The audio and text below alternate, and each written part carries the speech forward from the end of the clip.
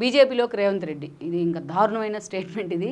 అసలు కేటీఆర్ని ముందు అసలు ఆయన డాక్టర్లు చూపించుకుంటే బాగుంటుంది. అంత ఫ్రస్ట్రేషన్లో ఉన్నారైనా హెల్త్ కూడా ఇబ్బందులు అయ్యే అవకాశం అయితే ఉంటుంది.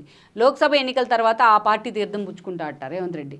అంటే ప్రధాని మోడీని కలవడంతోనే ఇక రేవంత్ రెడ్డి పూర్తి స్థాయిలో బీజేపీ జెండా కప్పుకున్నట్టే అని ఒక ప్రకటన. జనం ఎర్రిపప్పుల చెవుల్లో పూలు పెడతానికి అనేది కనీసం ఒక కీలకంగా మాట్లాడేటప్పుడు ఒక అధినేత ఎల్పీ స్థాయిలో ఉన్న వ్యక్తి, ఎల్పీకి అధినేతగా ఉన్నారు ఆయన, టీఆర్ఎస్ ఎల్పీకి మంత్రిగా సుదీర్ఘకాలం పనిచేశారు. ఒక పార్టీకి కార్యనిర్వాహక అధ్యక్షుడిగా కూడా ఉన్నారు ఆయన బీఆర్ఎస్ పార్టీకి.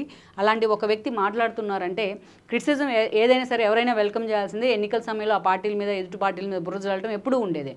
కానీ ఆ క్రిటిసిజాన్ని మించి ఈ రోజున అతి సర్వత్రా వజ్జేత్ అంటూ ఉంటారు కూడా పెద్దలు. అది క్రిటిసిజాన్ని మించి కూడా చాలా దూరం వెళ్తూ ఉన్నాయి. ఇది ఫ్రస్ట్రేషన్కి ఇండికేషన్గానే అందరూ కూడా భావిస్తూ ఉన్నారు.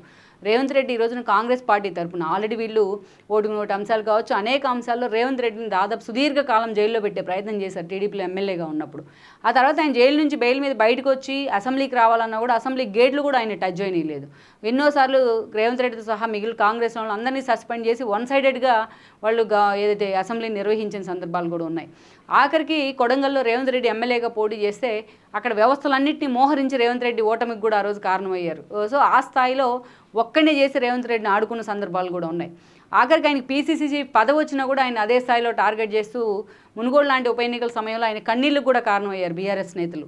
అలాంటి రేవంత్ రెడ్డి ఈ రోజున ప్రజాబలంతో సీఎం అయి ఉన్నారు. కనీసం ఆయనకి మనం ఎన్నోసార్లు చెప్పుకున్నట్టు ఒక హనీమూన్ పీరియడ్, ఒక గ్రేస్ పీరియడ్ కూడా ఇవ్వకుండా లోక్సభ ఎన్నికలు దృష్టిలో పెట్టుకుని ఈరోజు ఇలాంటి విమర్శలు ఎవరైనా చేయాల్సిందే, అధికార ప్రతిపక్ష పార్టీల మధ్య ఉంటాయి. బట్ మోడీని పెద్దన్న అన్నంత మాత్రాన ఈ రోజున ఏకంగా ఆయన బీజేపీలోకి వెళ్ళిపోతున్నారంటూ కూడా కేటీఆర్ కామెంట్స్ చేయడం మాత్రం ఇది ప్రపంచంలో ఇది 10వ వింత. ఇది ఇక్కడ మనం చూసినట్లయితే ఇదే కేటీఆర్ ఎన్నికలకు ముందు ప్రధాని మోడీని కలిశారు. తన ఎవరైతే సిస్టర్ ఉన్నారో కవితకు సంబంధించి కేసుల విషయంలోనే ఆయన కలిశారు, పొత్తుల గురించే కలిశారని వార్తలు వచ్చాయి. మరి అప్పుడు సీక్రెట్గా వెళ్ళి కలిశారు ఆయన. ఇంకా రేవంత్ రెడ్డి అధికారికంగా అందరి ముందే రిప్రజెంటేషన్ ఇచ్చి కలుస్తూ ఉన్నారు మోడీని. ఆ ఫోటోలు కూడా మీడియాకి రిలీజ్ చేస్తూ ఉన్నారు. సో అదేవిధంగా మోడీ కూడా కేటీఆర్ని సీఎం చేయాలంటూ కేటీఆర్ నన్ను అడిగారు అంటూ కూడా మాట్లాడారు. మరి వాళ్ళిద్దరి మధ్య ఉంది ఏం సంబంధం? ఆల్రెడీ మోడీ అండ్ కేసీఆర్ కలిసే ఎన్నికలకు వెళ్ళారు అని కూడా రేవంత్ రెడ్డి లాంటి వాళ్ళు చేసిన కామెంట్స్ని జనం నమ్మారు కూడా. అది నమ్మడం వల్లే కవిత అరెస్ట్ కూడా జరగలేదని కూడా ప్రజలు కన్సిడరేషన్ కింద తీసుకోవడం వల్ల ఈ రోజున బీఆర్ఎస్ ఇంటికే పరిమితమైంది. అలాంటి కేటీఆర్ ఈ రోజున విమర్శలు చేస్తున్నామంటే కన్స్ట్రక్టివ్గా క్రిటిసిజం ఉండాలి. నిజంగా రేవంత్ రెడ్డి పాలనలో తప్పులు ఉంటే వాటిని హైలైట్ చేయాలి. బట్ ఈరోజు మాత్రం ఏకంగా బీజేపీలో చేరిపోతున్నారు రేవంత్ రెడ్డి అన్నట్టుగా మాట్లాడారు ఆయన. లోక్సభ ఎన్నికల తర్వాత ఆ పార్టీ తీర్థం పుచ్చుకుంటారు. మహారాష్ట్ర అసోం ఘటనలు పునరావృతం కాబోతున్నాయి ఇక్కడ. అంటే బీజేపీ ఇక్కడ గవర్నమెంట్ పడగొడితే రేవంత్ రెడ్డి అటు వెళ్ళిపోతున్నారు అనే అంశాన్ని హైలైట్ చేస్తున్నారు. కాంగ్రెస్లో అందరూ దగులుబాజీలు, సన్నాసులే.